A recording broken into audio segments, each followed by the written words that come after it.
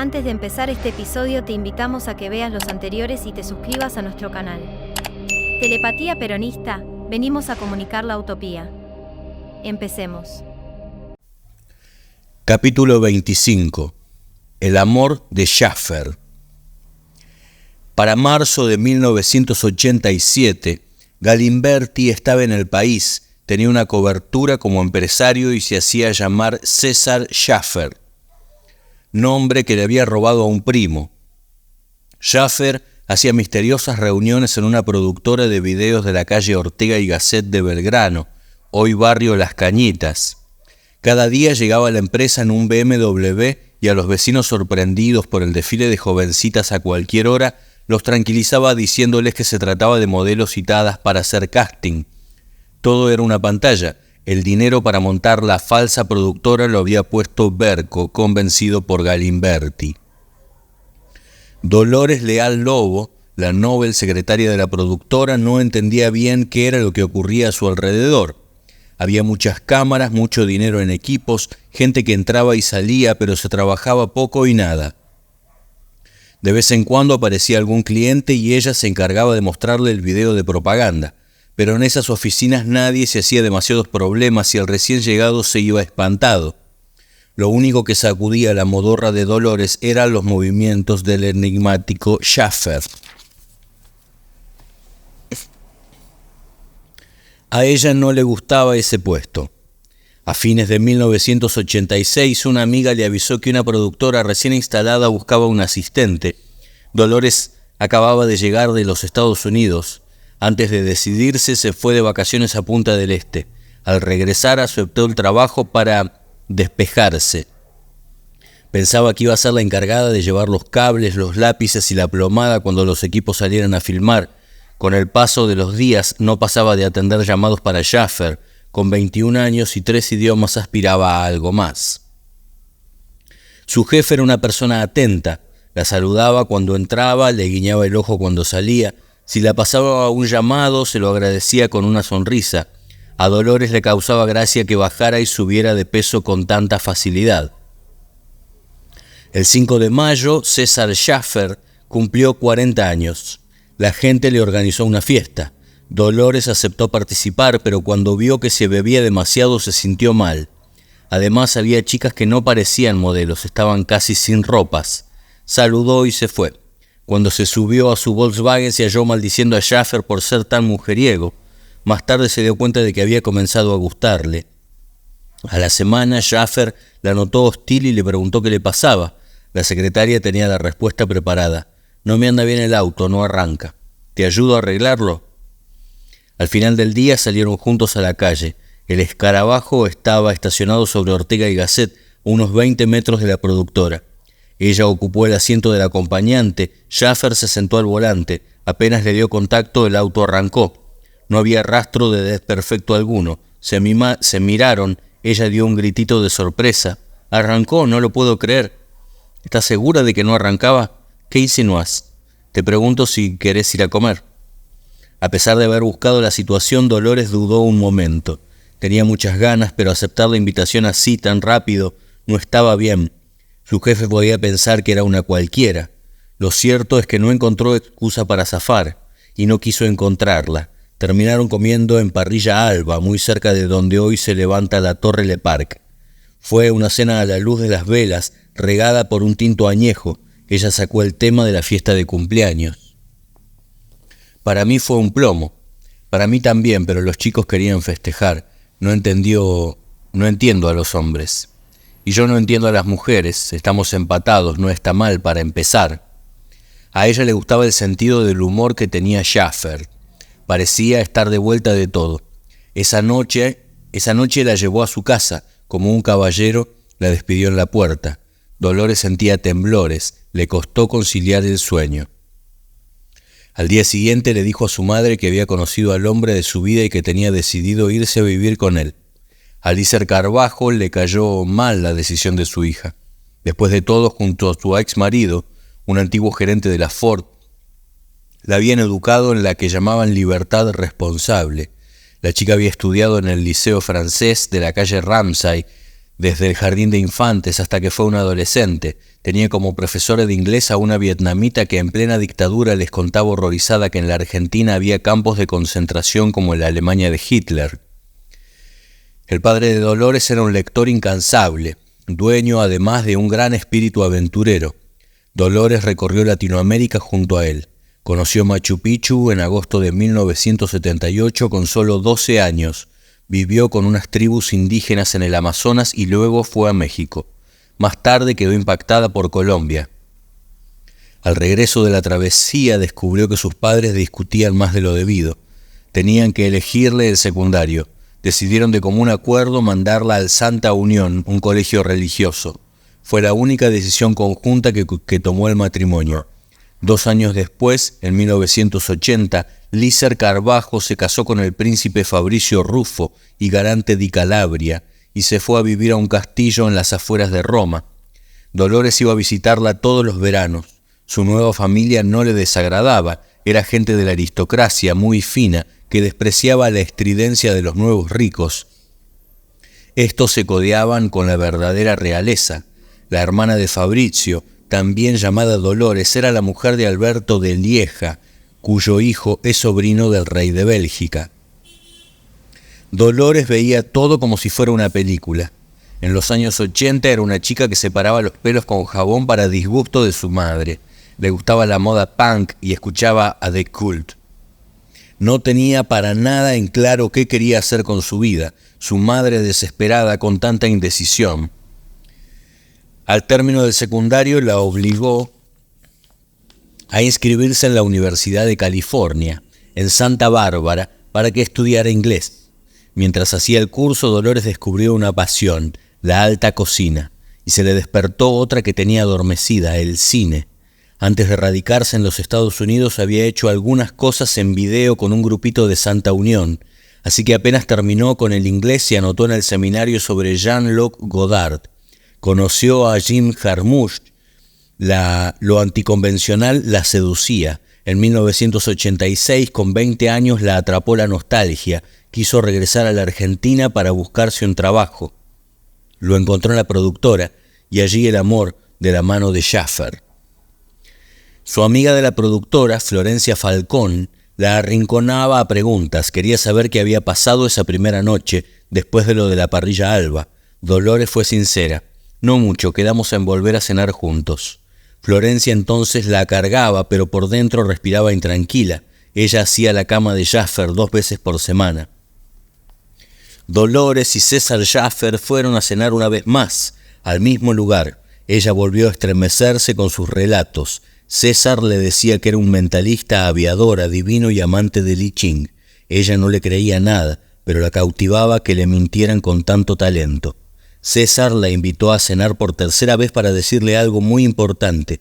A ella le dio taquicardia. Él la tomó de la mano, la miró a los ojos y la fue abrazando despacito con palabras.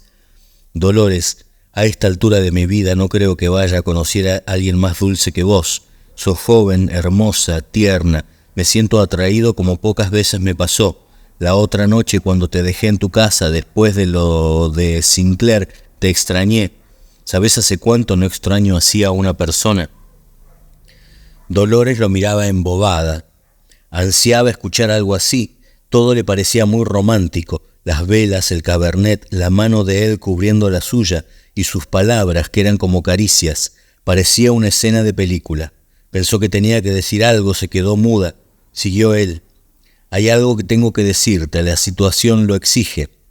Ella puso cara de no entender bien. Tal vez fuera una broma. Lo asaltó una duda. ¿Será casado? Sus ojos abandonaron el brillo de hacía unos segundos. Ahora Dolores aguardaba una revelación amarga. La propuesta de un amor furtivo, desgraciado, destinado a los entrepisos de las confiterías, a los horarios insólitos. César continuó. No soy la persona que dije que era. Dolores estaba a punto de estallar. Era cantado. ¿Cómo no se había dado cuenta? El muy guacho. Ahora hasta se le notaba la marca del anillo. ¿Tendrá hijos? Escuchaba una voz que repetía un nombre. Volvió a prestarle atención. Soy Rodolfo Galimberti. Vivo clandestino. Me busca la policía porque fui guerrillero y tuve que ver con todo lo que pasó en la década del 70. Vos sos muy chica, tal vez no sepas mucho. Ella no entendía bien. ¿Cómo? ¿Rodolfo quién? ¿No era casado? Pero hay más, Dolores. Hay algo muy importante que quiero decirte. Yo te estoy contando la verdad, no se lo podés contar a nadie. Si decidís acompañarme va a ser una elección tuya y no podés involucrar a tu familia en esto. Vas a tener que dejar tu casa, ya vamos a pensar en algo. Dolores Leal Lobos entendió que César o Galimberti o quien fuera le estaba ofreciendo una aventura al margen de la ley. Estaba excitadísima. Terminaron abrazados, gritando, gimiendo, mordiéndose en los altos de un restaurante de la calle Sinclair. Galimberti lo había bautizado El Matadero. Era propiedad de Alejandro Genoud, el cuñado del Vasco Mauriño. De madrugada él la dejó en su casa y se despidió diciéndole: «Pensá lo que te dije y después hablamos. Yo te voy a traer unos libros para que leas». Ella se avergonzó de no saber quién era ese tal Rodolfo Galimberti que César le nombraba. Se preguntó si habría matado a mucha gente. Apenas entró al departamento, corrió al teléfono, llamó a su amiga progre, que era la de ir a librerías como Liberarte y Gandhi, y se interesaba por las cosas que habían pasado en los años 70. «Ana, voy a dormir a tu casa. ¿Pasó algo malo?» «No, nada malo, es que no quiero dormir sola». Se tomó un taxi hasta el centro. Ana la recibió en la puerta, casi dormida. Dolores la abrazó con fuerza. Sabía que no podía contarle nada de lo que César le había dicho. Al rato se sentía explotar y le preguntó a Ana si sabía quién era Rodolfo Galimberti. La amiga le dijo que sí, fue uno de la juventud peronista que después se hizo de los montoneros. ¿Viste los que mataron a Aramburu? Bueno, se juntó con esos. Che, pero decime una cosa, ¿a qué se debe tu interés repentino? Nunca te interesó nada de esa historia. Dolores le dio una excusa mientras Ana preparaba las camas. No logró pegar un ojo en toda la noche. Al país entero le costaba dormir por esos días. El pasado regresaba como pesadilla a cada momento. En su edición del 27 de marzo de 1987, el Informador Público avisó en tapa: ante una inminente crisis militar se acelera el pacto radical peronista. Un sector del ejército preparaba un planteo a raíz de los juicios contra oficiales involucrados en violaciones a los derechos humanos durante la dictadura. El 7 de marzo, el Centro Naval denunció que con los procesos abiertos, a los que calificó de políticos, se trataba de debilitar a las Fuerzas Armadas. El 17, el Círculo Militar declaró que el personal que perdiera su grado en los estrados judiciales sería reconocido de todos modos como socio de la entidad. El clima del país se espesaba. Entre tanta agitación, cerca de 1 millón de fieles participó de la misa de Ramos que celebró el Papa Juan Pablo II en la avenida 9 de Julio, el 12 de abril. Una semana antes, Rodolfo Galimberti había firmado una solicitada del peronismo revolucionario aparecida en Clarín, encabezada por un saludo: «Bienvenido Juan Pablo II». La declaración guardaba el tono litúrgico: «Señor, algunos de nosotros, militantes de la organización Montoneros, que en determinadas circunstancias empuñamos lealmente las armas para resistir a la opresión, no estamos exentos de culpas. Por eso, como el hijo arrepentido de tu parábola, te decimos: Padre, pequé gravemente contra el cielo y contra ti, no merezco ser llamado hijo tuyo». Galimberti se divertía. Las cosas estaban cambiando en la dirección que él había anticipado a su gente, y en la faz más íntima había hecho un avance importante. Por las mañanas Dolores le servía café con leche y medialunas, leían los diarios juntos y comentaban las principales noticias con acidez. El martes 14 de abril, el juez Martín Irursun indagó al exministro de Bienestar Social de Isabel, José López Rega, en la causa que se le seguía por su participación protagónica en el armado de la AAA. Para descomprimir la situación, la Cámara de Senadores pensaba aprobar los pliegos de ascenso de 185 oficiales de las Fuerzas Armadas. Los organismos de derechos humanos anticipaban su impugnación. Por aquellas horas, el clima deliberativo en varias unidades del tercer cuerpo del ejército transformaba cada encuentro entre camaradas en verdaderos mitines políticos. De una de esas reuniones participaron el mayor Ernesto "El Nabo" Barreiro y un enviado del teniente coronel Aldo Rico, el hijo de asturianos que ocupaba la jefatura del Regimiento de Infantería 18 de San Javier, Misiones. Rico no pudo concurrir, pero en las líneas generales de su pensamiento eran conocidas de sobra por Barreiro. El 15 de abril Barreiro se negó a comparecer en una causa por torturas a una estudiante a la que habría dejado morir y se recluyó en una guarnición cordobesa. 2 días después, Rico declaró a la agencia Noticias Argentinas estar a cargo de la Escuela de Infantería de Campo de Mayo, encabezando un movimiento que propone una solución política para el problema de la guerra contra la subversión. José Luis Manzano, jefe de los diputados peronistas, se puso a disposición del gobierno constitucional. La CGT de Saúl Ubaldini llamó a la movilización en defensa de la democracia. En todo el país la gente se volcó a las calles para repudiar el levantamiento. El gobierno dispuso que el general Augusto Alaiz, cuñado del general Guillermo Suárez Mason, se trasladara con sus tropas desde Entre Ríos para reprimir a los oficiales sublevados. El lento Alaiz jamás llegó a destino. Mientras la gente se movilizaba, operadores de todas las corrientes políticas negociaban en la trastienda con los amotinados. El 19, Antonio Cafiero y el dirigente sindical Armando Cavalieri traspasaron los portones de Campo de Mayo para entrevistarse con Rico. Por la tarde, el presidente Alfonsín habló ante una multitud reunida en Plaza de Mayo para anunciar que los amotinados habían depuesto su actitud. Los llamó héroes de Malvinas. Pidió a la gente que rodeaba los cuarteles que se retirara a su casa. Dijo que la casa estaba en orden y deseó felices Pascuas para todos. La luna de miel entre Alfonsín y las clases medias, puntal de su gobierno, comenzaba a resquebrajarse. Eso divertía aún más a Galimberti. Cuando él se marchaba, Dolores se calzaba los lentes y atacaba la montaña de libros que su nueva pareja le había dado para estudiar. Montoneros de Richard Gillespie, El 45 de Félix Luna y Perón de Joseph Page, entre otra docena de obras con temáticas similares. Rodolfo siempre dejaba algún ejemplar de J.P. sobre la mesa. Ella se asustaba al hojearlo, los títulos le parecían violentos. Más de una vez, mientras leía los artículos de la revista, se descubrió exclamando: «¡Ay, Dios mío, las cosas que ponen!». Hablaba sola. Pasaba la mayor parte del día así, sola. Galimberti estaba siempre muy ocupado, con citas aquí y allá. Dolores nunca fue a las reuniones de la revista, ni ella quería meterse ni él se lo proponía. La única logística que permitía el amor era que ella oficiara de chofer al volante de su escarabajo, y solo si los tiempos así se lo exigían. Ella lo esperaba en el auto leyendo alguno de los libros que él le había dado. Llegó a esperarlo 12 horas. Así comprendió que la vida clandestina era dura. Rodolfo no le había mentido. A Galimberti se lo notaba más saludable. El gordo llano sospechaba que esa súbita mejoría tenía que ver con alguna pollera nueva, pero en el local de Boedo 1771, donde funcionaba la flamante redacción de J.P., no se sabía demasiado.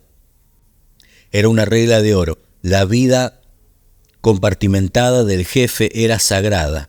A Llano también le había cambiado el humor. Soplaban nuevos aires. Berco ya se había divorciado del PR para pasar a ser el nuevo jefe de finanzas del grupo de Galimberti. El flujo de divisas, aunque discontinuo, ahora era importante. El dato era conocido solo por un selecto puñado. Ya habían montado la falsa productora de TV, 2 departamentos en la zona de Martínez para el jefe, uno más en el barrio de Coglan, que en principio funcionaría como depósito de armas, pero donde también pensaban instalar una central para interferir comunicaciones de la CIDE, la Policía Federal y el Servicio de Inteligencia Naval. Además contaban ahora con servicio de documentación propio, DNI, pasaportes y varios autos legales. En lo político, Galimberti estaba obsesionado con el fenómeno riquista. Era la confirmación de la tesis que había esbozado en su libro La Revolución Peronista. Un sector del ejército autoproclamado del Proyecto Nacional y su líder carismático dentro de las filas de la institución, además se definía como peronista. Un viejo suboficial logró el salvoconducto para hacer entrar a Galimberti en la Escuela General Lemos de Campo de Mayo, donde Rico estaba preso, bajo custodia de gendarmería. Galimberti fue con documentación falsa, confeccionada en su propio servicio. Llegó hasta una casita, más bien pequeña, y fue recibido por el líder Carapintada. «¿Vos sos Galimberti?», te hacía más alto. «Le voy a pedir que no me tutee de entrada. Usted tiene mal carácter y yo vengo a discutirle fiero. Si después llegamos a algún acuerdo, ahí sí nos tuteamos de por vida. ¿Qué le parece?» «¿Usted qué sabe hacer?». «Yo sé cebar mate. ¿Y usted?». «Yo sé boxear». ¿Quiere agarrarse a trompadas? Mejor agarre la pava y déjese de pavada. Se vieron 2 veces más. En el segundo encuentro, Galimberti le llevó de regalo un cuadro original de Enrique Brescia, donde se ve a un soldado del ejército argentino con un puñal ensangrentado en la mano y a sus pies un soldado inglés muerto con la leyenda «Volveremos». Rico se conmovió tanto que sacó de debajo de su camastro 2 granadas españolas FMK-2 y se las obsequió a Galimberti a modo de presente. Desde ese día el mayor Jorge Kiko Jándula quedaría como nexo entre ambos. Galimberti ya había comenzado a tomar distancia del PR. Antes de romper tuvo un último gesto de lealtad corporativa, la carta abierta a Horacio Berbisky, publicada en Crónica el 7 de agosto de 1987, donde comparó a Firmenich con Nelson Mandela y atacó al periodista de Página 12, tildándolo de apologista de la teoría de los 2 demonios, héroe módico e inspector de revoluciones. Fue su última aparición como miembro de la Mesa Nacional del PR. Con la solicitada, Galimberti saldó una deuda de fidelidad con los remanentes de la orgánica montonera y a la vez identificó al que sería uno de sus blancos predilectos, Horacio Berbisky. Hubo incluso quienes leyeron una elíptica amenaza de muerte contra el periodista en las 2 líneas finales del texto. A Llano y Peiró, sus colaboradores de JP, Galimberti les taladraba los oídos explicándoles: «Ahora resulta que hubo montoneros buenos y malos. Los buenos son los que piensan como Berbisky, los malos los que lo contrarian. Pero nadie dice que este señor publicó un libro auspiciado por la Fuerza Aérea durante el proceso». JP le pertenecía y la publicación gozaba del prestigio entre la militancia. Tenía corresponsales en todo el país, vendía cerca de 8.000 ejemplares por número y repartía otro tanto en forma gratuita en 2 docenas de unidades básicas amigas. Una porción nada despreciable de los figurones del peronismo aparecía colaborando en sus páginas. Saúl Ubaldini firmaba largos artículos, José Pedraza de la Unión Ferroviaria ponía plata, Andrés Rodríguez de UPCN también, Fernando Melillo, referente grosista en la capital, escribía notas, Claudia Bello aportaba lo suyo, el gobierno de Entre Ríos pautaba avisos, la revista, pensaban sus editores, estaba en su mejor momento, era hora de mejorarla. Había un proyecto para dotarla de una redacción más numerosa y mensualizarla. A mediados de 1987 estaban buscando un nuevo secretario de redacción. Hasta ese momento todo el peso del trabajo había recaído sobre Llano y Peiró. Cuando lo consultaron con Antonio Zucco, un colaborador ocasional propuso un nombre: Claudio Díaz.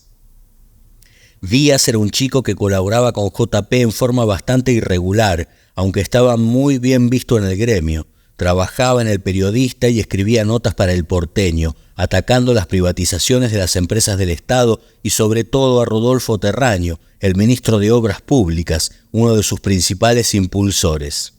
Díaz denunciaba el remate del patrimonio nacional con un estilo mordaz que hacía recordar a Arturo Jaureche. A Galimberti le gustaba ese desenfado. Le preguntó a Llano qué le parecía el pibe para el cargo de secretario. Llano fue al grano. «Mirá, yo creo que está bien. Es joven, es periodista, lee a Norberto Galazo, nos puede conseguir a Fermín Chávez, baja una buena línea política. A mí me gusta». El día que Zucco le trajo la novedad, Claudio Díaz se entusiasmó. El cargo le interesaba, pero más lo atrapaba la idea de aportar ideas desde JP para generar una nueva forja. Pese a su juventud, era un peronista sentimental. Vivía en Aedo con su familia, militaba en la unidad básica del barrio, pero en 1983 había votado el Partido Intransigente, espantado por las candidaturas de Ítalo Luder y Herminio Iglesias. Después se había volcado al periodismo, al que entendía como una prolongación de su militancia en el campo del pensamiento nacional. En eso andaba cuando Llano lo llamó para invitarlo a tomar un café. «Claudito, ¿cómo te va? Zucco nos habló maravillas de vos, che. Me imagino que sabés por qué te dije de tomar un cafecito. Bueno, algo me comentó, están buscando gente. ¿Vos sabés quién banca la revista?»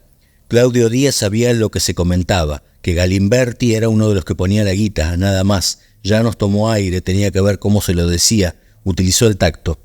Galimberti, Rodolfo Galimberti. ¿No te espantás?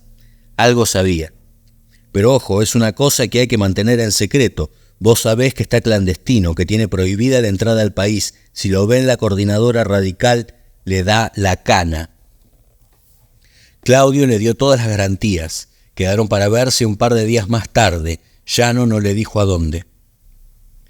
A la semana sonó el teléfono en la casa de Claudio. Era Llano. «Che, Claudito, hay gente que te quiere conocer. Hacemos una reunioncita, ¿qué te parece? Es importante, viene la Chuchi también. Yo pensé que la podíamos armar cerca de tu casa, así no tenés que moverte tanto, ¿está bien?» Claudio Díaz dijo que sí. Al otro día, llegó al boliche acordado, Vikingo, sobre Avenida de Mayo a una cuadra de la estación Ramos Mejía. Hacía frío. A lo lejos vio venir a Llano con Peiró.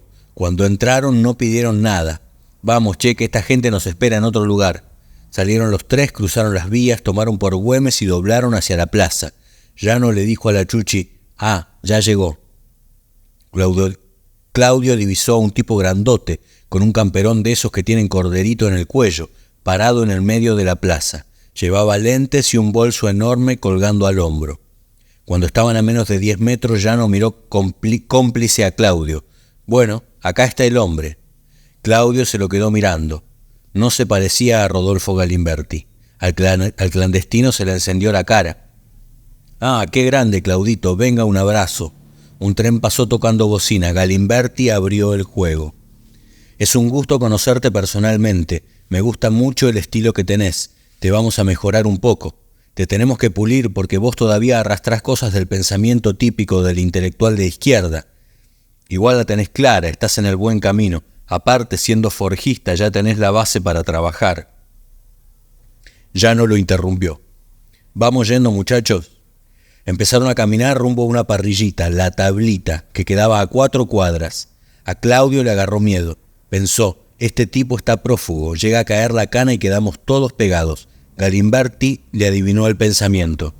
«Tranquilo, no va a pasar nada. Hay gente que está en los alrededores, que opera con nosotros y nos está dando protección». «Yo no tengo miedo», dijo Claudio. Fue lo único que alcanzó a replicar, pero tenía el corazón en la boca. Pidieron asado. Galimberti hablaba tranquilo, sin levantar la voz. Se había sentado cerca de un ventanal, casi al fondo, sobre un sector que da a la segunda Rivadavia, frente a la puerta principal. Claudio le preguntó por qué. «Yo me siento siempre de frente, así puedo ver. Si me vienen a buscar, bueno, intentaré hacer algo o no, pero no puedo estar de espaldas porque soy boleta seguro. Me entregaría como un boludo. Recordalo siempre, Claudito, soldado que huye sirve para otra guerra». Soltó la carcajada.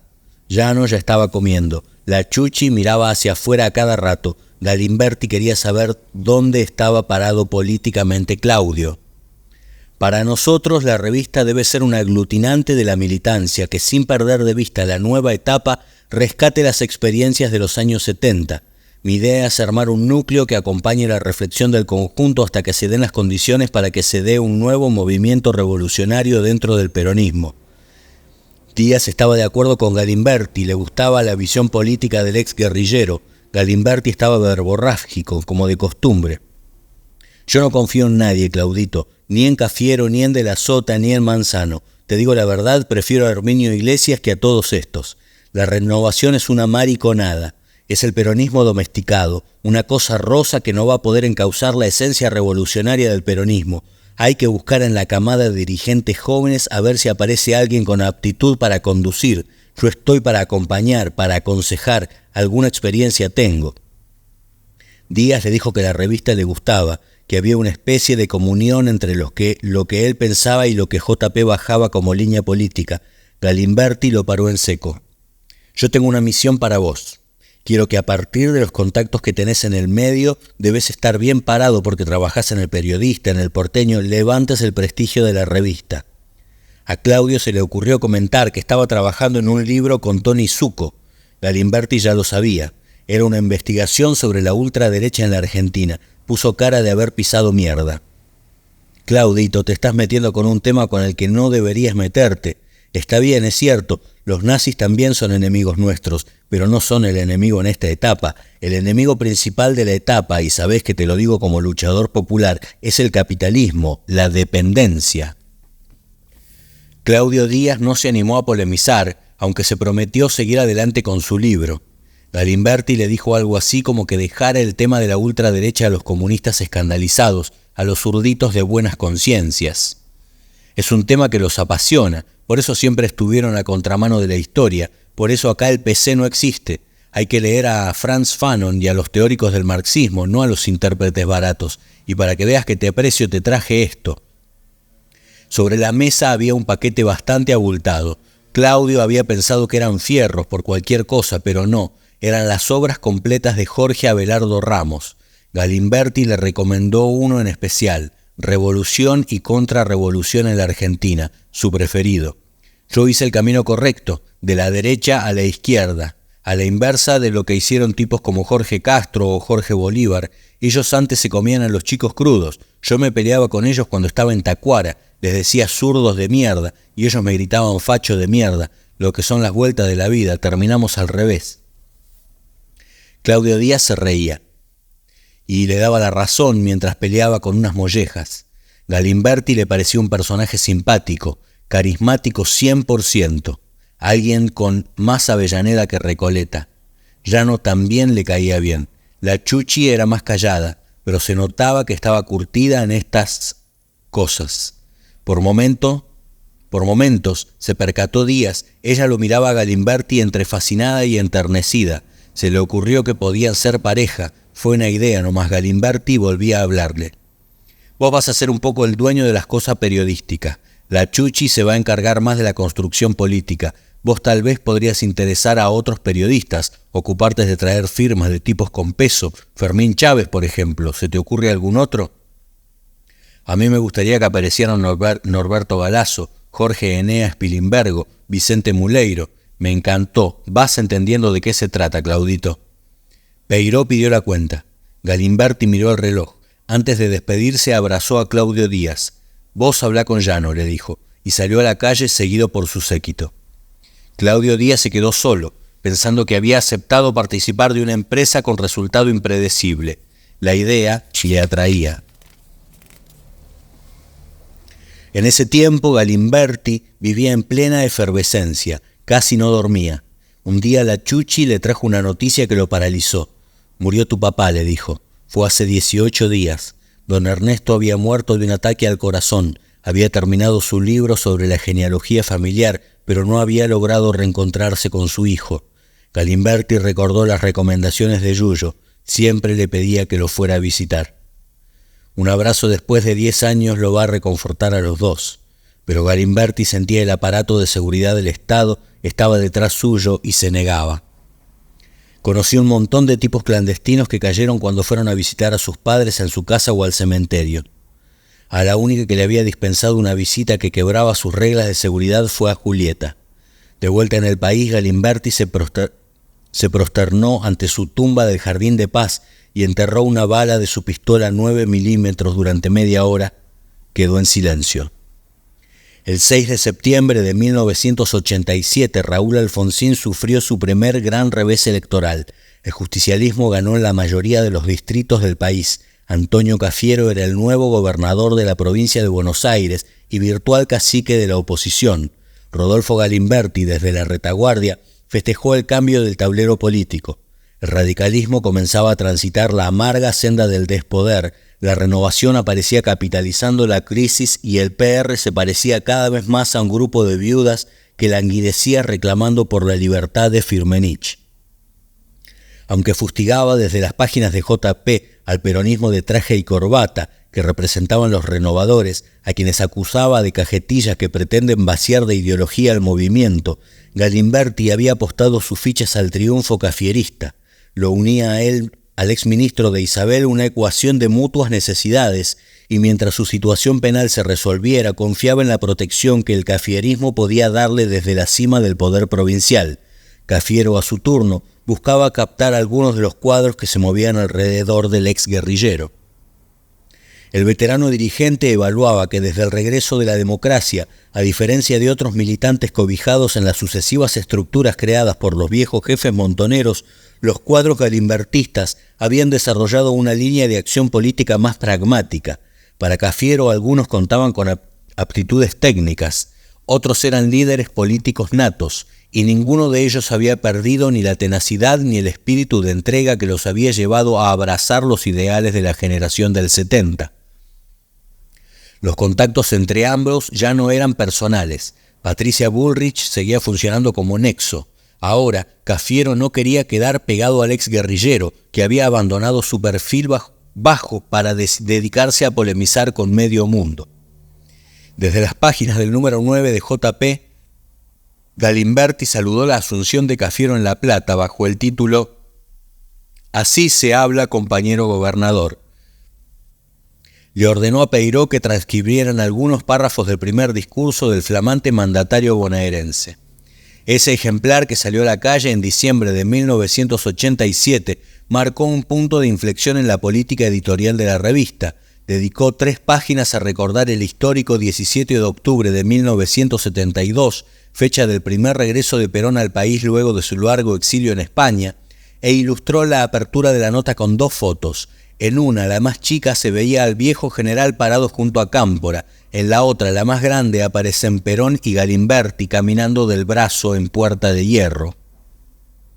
La señal era clara. Rodolfo Galimberti había decidido reivindicar su figura, aunque más no fuese desde la soledad de su publicación, ante el escenario abierto con el triunfo renovador. En la nueva etapa quería contar con algunas cosas a su favor. Era un enemigo jurado del alfonsinismo desde el inicio, mantenía diálogo con los nuevos mandamases del movimiento y, dándole un baño quijotesco a la ruptura de 1979, tenía cómo zafar de las críticas que en los años 80 recibía la conducción montonera, teoría de los 2 demonios mediante. Con aquel número de JP, Galimberti se escapó una vez más del libreto oficial de Montoneros y decidió reinventarse como personaje político. Fue a buscar las fotos del pasado al baúl de su propia casa. En el copete de la nota sobre el 17 de octubre se quejó: periódicamente las clases dominantes reescriben su historia. Así personajes diversos aparecen y desaparecen del escenario de la gran prensa y de la literatura política consagrada, vistiendo ropajes distintos y recitando textos adecuados. El pasado, sistemáticamente adulterado, sirve entonces para justificar las iniquidades del presente. Este recurso central en la arquitecturación de la cultura política alfonsinista se aprovecha de los años en blanco de la dictadura y se asienta en la fractura generacional que la masacre posibilitó. Si no se sabe de dónde se viene y por qué pasó lo que pasó, es difícil saber a dónde se va. Precisamente este es el objetivo de la justicia impoluta del alfonsinismo: silenciar a los que podrían hablar y mantenerlos lívidos, dando explicaciones increíbles que desconciertan a propios y divierten a adversarios, pero fundamentalmente impiden desarrollar una propuesta política transformadora en las masas juveniles. Para concluir con una propuesta que marcaría a fuego los futuros números, ante este proceso permanente de ocultamiento y falsificación de la historia reciente, auténtico neomitrismo, estamos convencidos de que hay que oponerle una acción esclarecedora que provisionalmente llamaremos neorevisionista. Con esta nota iniciamos nuestra contribución a esta tarea. La revista JP quedó oficializada como su tribuna.